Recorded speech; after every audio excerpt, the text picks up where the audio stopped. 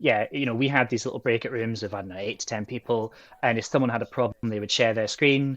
We could take control of their computer because Zoom lets you do that. And we would go through their code, and anyone who wants to watch could see that.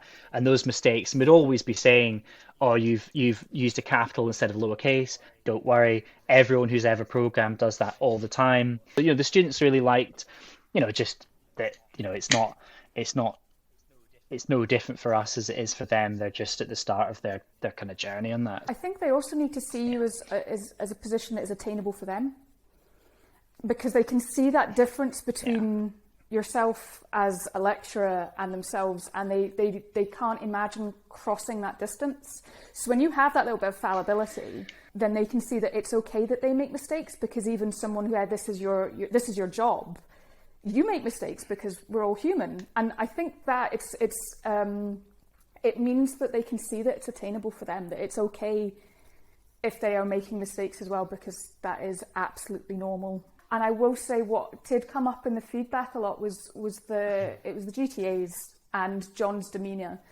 that students felt very comfortable not knowing things.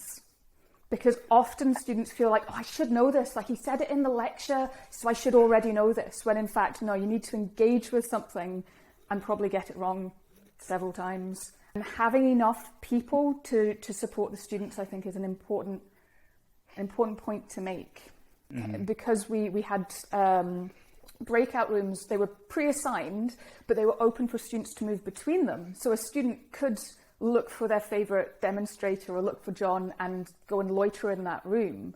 And actually, that could be formalized, because in the end, in a later run of the course, we had a room called the quiet room. And if people didn't want to be distracted, they would go to that quiet room, and that worked quite well.